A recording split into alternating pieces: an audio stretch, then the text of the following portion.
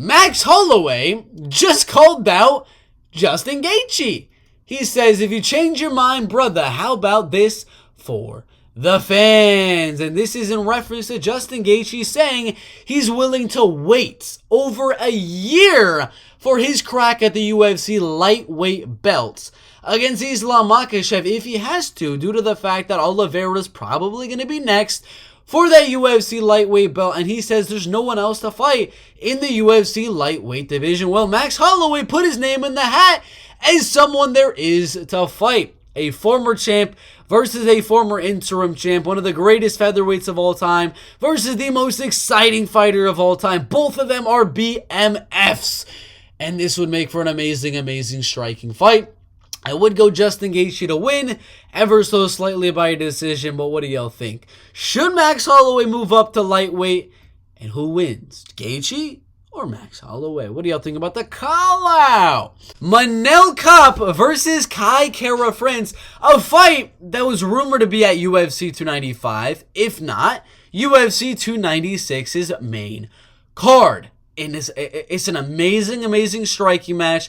Two high-level strikers. One of them, I believe, in the top 5 still of the woman, or not the women's, the men's flyweight division at number 5. And then Manel Kape at number 8. Both coming off solid fights. Kai Kara France's last victory was against Amir Albazi. I thought he won. I don't understand how in the world they gave that to Amir Albazi, but I thought this fight made a lot of sense. For Amir Albazi fight to go the way it did, and Amir Albazi right there being at number 3 in the UFC's flyweight division. Obviously, Kai losing to number 3, losing to number 4, losing to number 1. Davidson's going up. Obviously, he's gonna have to take a step down and fight Manel Kape. It made so much sense. It was booked for UFC 293. It was rumored for UFC 295, and Manel Kape is saying, we have tried to negotiate the fight against Kai Kara France a lot of times, but it seems that this blank will be out of the game for a long time, meaning he might be injured. He might be injured. In the meantime, I already have a fight and dates. He already has a fight and he already has a date. So he's got a fight booked. Is not against Kai Kara France. And he's alluding to the fact that Kai Kara France might be injured, saying this dude will be out of the game for a long time. I think he might be injured. That's kind of what it seems like, the way he was wording it there. So I think Kai Kara France is injured. That's the only way I could think about that rationally would be he's injured. Because why else would they not do this fight? And if he's saying he already has a fight booked, it's not Brandon Royval. They're not giving him Amir Albazi, Figueiredo, Moreno. Only guys that could possibly happen would be Alex Perez or Matheus Nicolau. That's it. Manel has a fight. Mokaev just fought. There's no way they just booked him. Elliott just fought. Maderji has a fight. Ulanbekov has a fight. Urseg has a fight. Dvorak has a fight. The only fights it could possibly be, which is sucks for Manel because it's 1 step, 2 steps ahead of him in the rankings instead of a top 5 fight, would be an Alex Perez or Matheus Nicolau fight. That's it. Those are the only options right now. Would be Alex Perez and Matheus Nicolau. Now, he was supposed to fight Alex Perez back in March, and he pulled out. He already fought Matheus Nicolau, and that was a split decision, so maybe, I thought that was a robbery. I thought Manel Kape won that fight. Maybe they do a rematch. Nicolau's coming off a loss. He's going to have to go down in the rankings, and Manel Kape rematch could make some sense. Or they schedule that Alex Perez fight. I think those are the 2 options there. Alex Perez, or is Matheus Nicolau for Manel Kape next. But it does suck that Kai Kara France, by the looks of it, does seem like he is injured, which definitely sucks, because I thought this fight was going to be an absolute banger. Fight of the night, best fight of the card for sure. I was really looking forward to it, but I guess not. I do guess. Now, what do y'all think? Who does Manel Kape fight next? And what do y'all think the injury for Kai Kara France is? I don't know. I'm not too sure.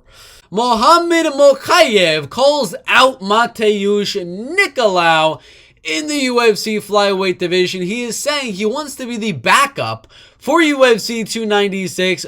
Pantoja versus Royval, that's the champ and the number 4 contender. Brandon Moreno, probably not going to be there as the backup. I don't think he needs to really. Davison Figueiredo is up to the middleweight division. He's not making flyweight ever. Amir Albazi, yeah, you could probably put him as the backup. That would make a lot of sense. Kai Kara-France is definitely not going to get that backup role. Muhammad's coming off good wins over Tim Ellie in his last fight and a lot of wins outside the rankings, even beating Cody Durden very, very impressively, who I believe is top 15 caliber. And now he wants a good step up to number 6 against Matheus Nicolau and to be the backup simultaneously. He wants to have a fight either way, take on Matheus Nicolau, probably on the prelims of UFC's 296's stacked pay-per-view.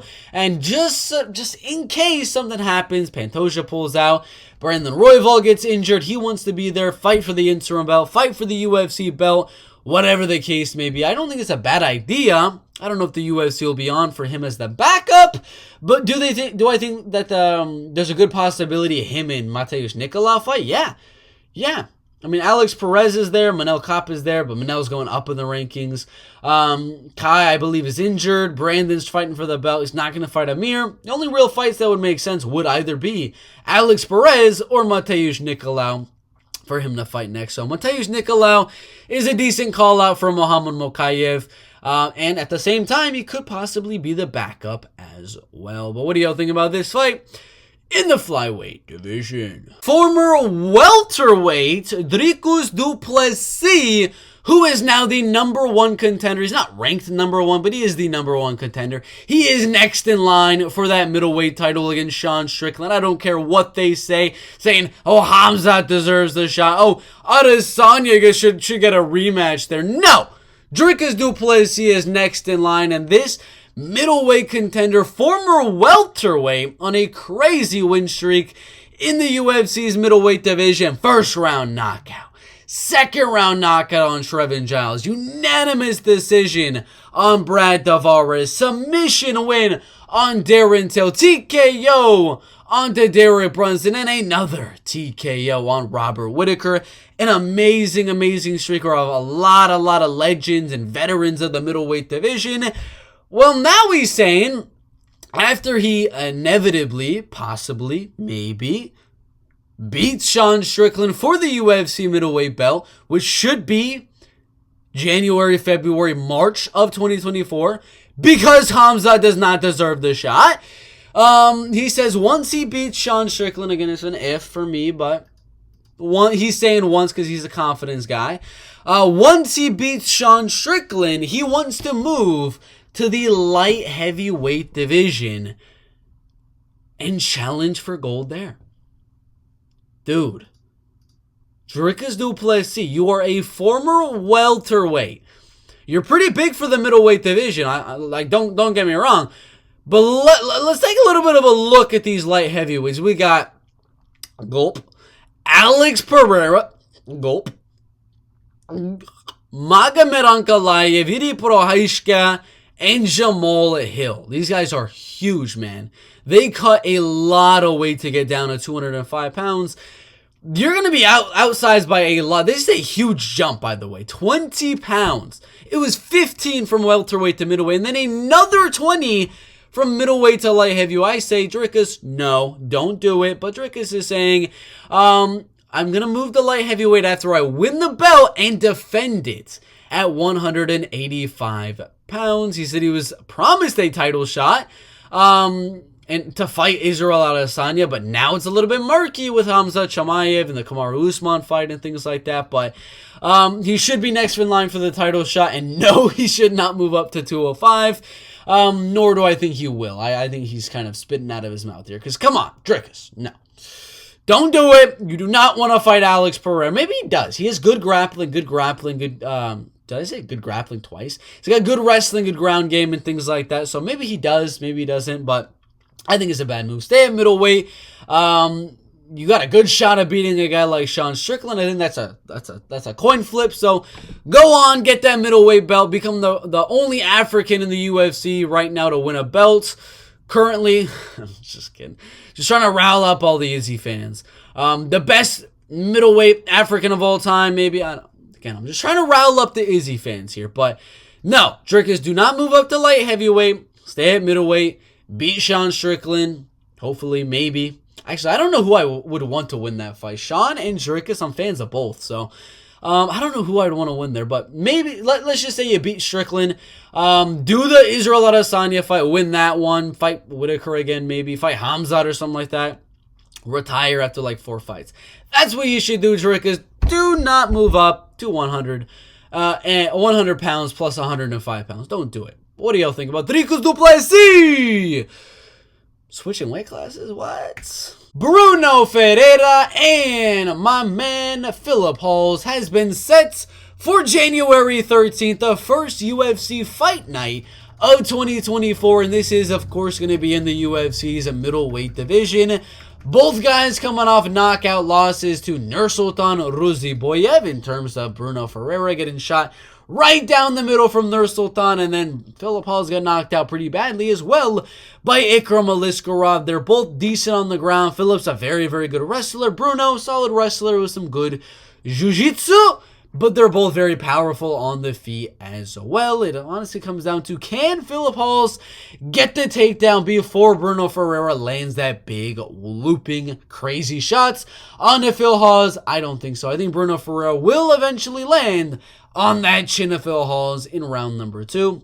There will be takedowns. I think Phil will land a takedown or 2, but I think Brunno will get back up, crack him on the feet, and knock out Phil Hawes. What do y'all think about this fight in the middleweight division? David Onama and Lucas Alexander, UFC Sao Paulo, Brazil. The featherweight matchup has been canceled. Good thing we do have a little while until the next card does happen. It's like a week and 2 days, I believe, since it's Thursday right now. So David Onama pulled out, but luckily it wasn't the Brazilian that pulled out, because they probably would not reschedule David Onama against anybody, because there's not really much of a need. This fight is for the Brazilians, for the Brazilian crowd, and things like that. But because David Onama was the one that pulled out, it's very, very likely, given we're about 9 days out, that the UFC does find a replacement for David Onama. David Onama did say he got injured. I don't remember, or I don't think he specified on what the injury. Sorry, I dropped my mouse right here. I don't think he specified on what the injury exactly was. If he got a concussion, if he broke his hand, if he broke his wrist, broke his leg, whatever the case may be. But this is the message that David Onama put on Instagram. Unfortunately, due to injury, I've had to pull out of my upcoming fight in Sao Paulo. I apologize to Lucas and his team. I know my health comes first. And I hope to be back in the octagon next year in 2024. So I'm not too sure what the injury is, but hopefully they will be able to rebook the fight later on in 2024, or get Lucas Alexander a replacement. Hopefully a replacement, though. What do you think? Who would have won? I would have gone David Onama, 29-28, split decision. But put your thoughts down below.